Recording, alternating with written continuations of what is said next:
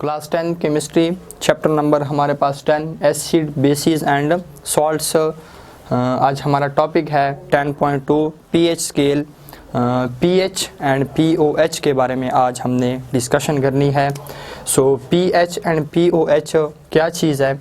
First of all एक हमारे पास Danish biochemist था जिसका नाम है सोरेनसन। इस साइंटिस्ट ने 1909 में ये दोनों कंसेप्ट इंट्रोड्यूस किए थे, पीएच एंड सेकंड हमारे पास पीओएच। क्लियर। सेकंड पॉइंट हमारे पास क्या चीज़ है। सेकंड हमारे पास यहाँ भी जो आपको पी नज़र आ रहा है, जो हमारे पास स्मॉल लेटर में लिखा हुआ है, और यहाँ पे भी हमारे पास पी है। ये जो पी बेसिकली हमारे पास एक जर्मन वर्ड है जिसको हम पोटेंस कहते होते हैं, और इसका मतलब क्या होता है, इसका मतलब हमारे पास होता है पावर या फिर हमारे पास कंसंट्रेशन। क्लियर।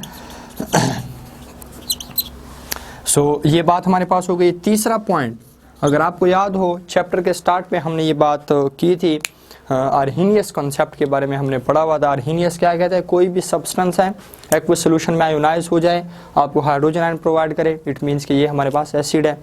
दूसरा वो क्या कॉन्सेप्ट बता रहा है, कोई भी सब्सटेंस है एक्वस सोल्यूशन में आयोनाइज हो जाए, हाइड्रोक्सिल आयन प्रोवाइड करे, इट मीन्स कि वो हमारे पास क्या चीज़ है, वो हमारे पास बेस है, हमारे पास अल्कली है। क्लियर। सो यहाँ पे हमारे पास क्या चीज़ हो गई है, P मीन्स कंसंट्रेशन, यहाँ पे भी हमारे पास P मीन्स कंसंट्रेशन। यहाँ पे pH का क्या मतलब हो गया, हमारे पास concentration of hydrogen ions, POH हमारे पास concentration of hydroxyl ions. Clear. So ये जो दो कंसेप्ट हमारे पास है, एक pH, सेकंड हमारे पास POH। Basically pH and POH जो है किसी भी सोल्यूशन की एसिडिटी और अल्कलिनिटी को मेजर करने के लिए हम ये दोनों कॉन्सेप्ट, इन दोनों टर्मिनोलॉजीज को यूज़ करते होते हैं। मतलब कि किसी भी सोल्यूशन की एसिडिटी को मेजर करने के लिए पीएच कॉन्सेप्ट यूज़ करते हैं, और किसी भी सोल्यूशन की हमारे पास अल्कलिनिटी को मेजर करने के लिए हम क्या काम करते थे, उसके लिए हम पीओएच का कॉन्सेप्ट यूज़ करते होते हैं। क्लियर। सो इसके बाद हम थोड़ी सी कैलकुलेशंस करते हैं। आप सबको पता है कि वाटर मॉलिक्यूल जो हमारे पास है, मतलब कि प्योर वाटर जो है वो एक वीक इलेक्ट्रोलाइट है, मींस कि इसकी आयोनाइजेशन जो है बहुत कम होती है, और इसकी ऑटो आयोनाइजेशन होती है, सेल्फ आयोनाइजेशन होती है। लेकिन वाटर जो है इसकी सेल्फ आयोनाइजेशन जो है और ऑटो आयोनाइजेशन कब होती है, रूम टेम्परेचर पे होती है। रूम टेम्परेचर हमारे पास क्या होता है, वो हमारे पास 25 डिग्री सेल्सियस है। सो 25 डिग्री सेल्सियस पे हमारे पास जब वाटर मॉलिक्यूल की ऑटो आयोनाइजेशन होती है, उससे हमारे पास क्या चीज़ बनता है, उससे हमारे पास हाइड्रोजन आयंस, साथ हमारे पास हाइड्रोक्सिल आयंस। क्लियर। सो इस रिएक्शन के लिए अगर मैं Kc मीन्स के इक्विलिब्रियम कांस्टेंट की एक्सप्रेशन लिखूंगा तो हमारे पास क्या बनेगा, हमारे पास हाइड्रोजन मोलर कंसंट्रेशन, साथ हमारे पास हाइड्रोक्सिल की मोलर कंसंट्रेशन, और साथ हमारे पास वाटर। क्लियर। जैसे कि आपको पता है कि हमारे पास जो वाटर की कंसंट्रेशन है वो हमारे पास always remains constant. So constant को हम क्या कर लेते हैं, एक साइड पे कर लेते हैं, इसको हम इधर ही रहने देते हैं। सो क्या चीज़ हमारे पास बन जाता है, Kc, साथ हमारे पास H2O। क्लियर। और ये हमारे पास क्या चीज़ हो गया, हमारे पास हाइड्रोजन आयन कंसंट्रेशन, साथ हमारे पास हाइड्रोक्सिल आयंस की कंसंट्रेशन। क्लियर। अब ये जो हमारे पास है Kc और साथ हमारे पास वाटर की कंसंट्रेशन, इसकी जगह पे हम एक और कांस्टेंट यूज़ करते हैं जिसको हम नाम देते हैं ionic product constant of water, और उसको हम इंडिकेट करते हैं Kw से। Clear. Ionic product constant of हमारे पास वाटर है, इसकी मैंने रिप्लेस कर दिया Kw से, और ये हमारे पास क्या चीज़ हो जाएगा, ये हमारे पास हाइड्रोजन आयन कंसंट्रेशन, ये साथ हमारे पास हाइड्रोक्सिल आयंस की कंसंट्रेशन। सो 25 डिग्री सेल्सियस पे हमारे पास जब ये वैल्यूज पुट की गई हैं, तो वैल्यूज पुट करने के बाद मतलब कि हाइड्रोजन आयन की कंसंट्रेशन, हाइड्रोक्सिल आयन की कंसंट्रेशन वैल्यूज जब पुट की गई हैं, तो हमारे पास जो वैल्यू आई है वो हमारे पास आई है 1.0, हमारे पास 10⁻⁻14। क्लियर। यहाँ से हम एक रिज़ल्ट निकालते हैं, वो रिज़ल्ट हमारे पास क्या है, 10⁻⁻14 है। इसको हम लिखते हैं कि 1/10⁻14।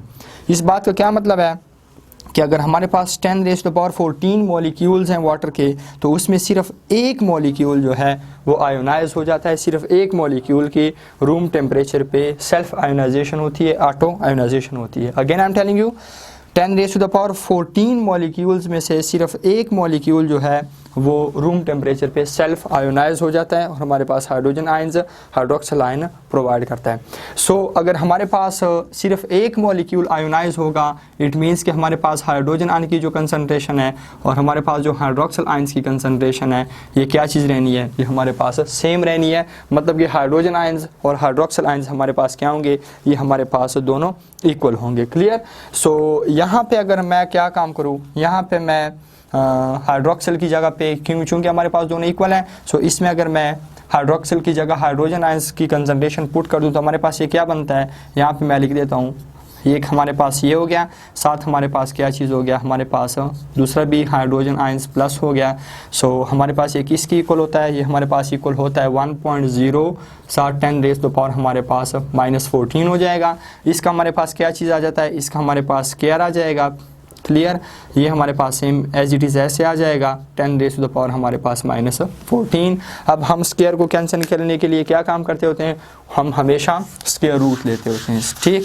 सो taking root on both sides, उससे हमारे पास क्या काम हो जाएगा, अगर हम ये स्क्वायर रूट लेते हैं हमारे पास ये कैंसिल हो जाएगा। इसका स्क्वायर रूट अगर हम लेते हैं तो हमारे पास इससे क्या होता है, हमारे पास हाइड्रोजन आयंस की कंसंट्रेशन इज इक्वल टू हमारे पास बनेगा 1.0 10 रेज़ टू द पावर हमारे पास -7। ये हमारे पास रिज़ल्ट आ जाएगा। क्लियर।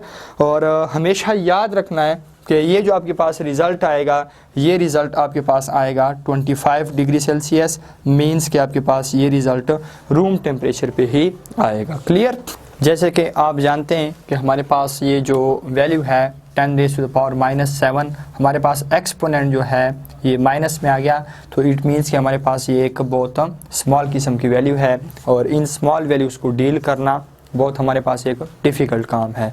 सो हम क्या काम करते हैं, हम कन्वेंशन रूल यूज़ करते हैं और उस कन्वेंशन रूल में हमारा काम क्या है कि हम न्यूमेरिकल सिस्टम को यूज़ करते हुए नेगेटिव फिगर को पॉजिटिव फिगर में कन्वर्ट कर देते हैं। लेकिन नेगेटिव फिगर को पॉजिटिव फिगर में कन्वर्ट करने के लिए हमने क्या काम करना है, उसके लिए हम जो काम करते हैं, हम एक फिगर जो हमारे पास आती है, जो हमारे पास डिजिट आती है, उसका हम कॉमन लॉगरिथम ले लेते हैं और साथ हम -1 के साथ भी मल्टीप्लाई कर देते हैं। क्लियर। सो रिज़ल्ट जो हम कंक्लूड करते हैं, हमारे पास कंक्लूजन ये है कि pH को अगर हम डिफाइन करेंगे, so pH is the negative logarithm of molar concentration of hydrogen ions और POH हमारे पास POH is the negative logarithm of molar concentration of hydroxyl ions. So ये हमारे पास डेफिनेशन बन जाती है। और अगर हम इसके लिए लिखना चाहते हैं कि हमारे पास pH जो है ये क्या चीज़ है, नेगेटिव लॉग ऑफ हमारे पास molar concentration of hydrogen ions. इसी तरह हमारे पास POH जो है वो हमारे पास है negative log of molar concentration of hydroxyl ions. Clear. इसी के हिसाब से इस इक्वेशन के हिसाब से अगर हम देखते हैं तो हमारे पास pH स्केल जो है ये हमारे पास क्या चीज़ होती है।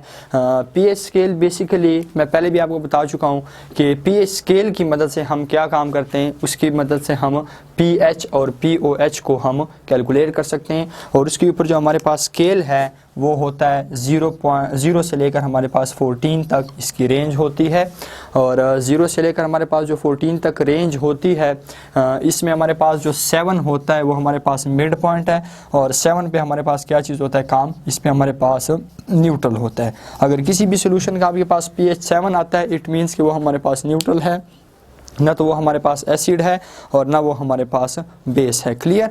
सो pH इसको अगर हम देखते हैं, अगर आपने वैल्यूज़ हमारे पास पुट करनी है तो 25 डिग्री सेल्सियस पे हमारे पास इसमें जो हाइड्रोजन आयन की जो कंसंट्रेशन है वो हमारे पास क्या है, माइनस लॉग, साथ हमारे पास जो वैल्यू है 1.0 आपके पास 10 रेज़ टू पावर -7। इसका जब आप लॉग लेंगे तो आपके पास ये वैल्यू आ जाएगी 7। इसी तरह हमने ये बात की है कि 25 डिग्री सेल्सियस पे वाटर मॉलिक्यूल जब सेल्फ आयोनाइजेशन होती है तो उसमें हमारे पास एक वाटर मॉलिक्यूल जब आयोनाइज होता है, हमारे पास 10 raise to the power 14 molecule में एक मॉलिक्यूल आयोनाइज होता है। एक मॉलिक्यूल के आयोनाइजेशन से हमें एक ही हाइड्रोजन आयन, एक ही हाइड्रोक्सिल आयन मिलेगा। सो इसकी वैल्यू जब आप पुट करते हैं तो इसकी वैल्यू भी हमारे पास यही होती है 1.0 10 रेज़ टू द पावर -7। इससे भी आपको क्या काम मिलेगा, इससे भी आपको 7 मिलेगा। क्लियर हो गया। सो इस मीन्स कि हमारे पास 25 डिग्री सेल्सियस पे जो प्योर वाटर है वीक एसिड है और हमारे पास आयोनाइज होके 10⁻14 मॉलिक्यूल में से सिर्फ एक मॉलिक्यूल उसमें आयोनाइज होता है। क्लियर? यहाँ तक हमारे पास ये कंसेप्ट तकरीबन कंप्लीट हो गया। और इसको अगर हम देखते हैं तो हमारे पास जो pH और POH दोनों का हमारे पास जो सम आता है वो हमारे पास क्या होता है 7 + 7 हमारे पास क्या निकलता है रिजल्ट 14 निकलता है। क्लियर? और जो हमारे पास pH स्केल है उसकी रेंज होती है 0 से लेकर हमारे पास 14 तक स्केल होती है। क्लियर? सो लास्ट कंक्लूजन हमारे पास है, कोई भी सोल्यूशन है उसका आपके पास जो pH है अगर 7 आता है इट मीन्स कि वो न्यूट्रल है, लेस देन 7 आता है इट मीन्स कि वो हमारे पास एसिडिक है, ग्रेटर देन 7 हमारे पास आता है इट मीन्स कि हमारे पास ये क्या चीज़ है हमारे पास बेसिक है। यहाँ पे एक पॉइंट को और डिस्कस कर लें हमारे पास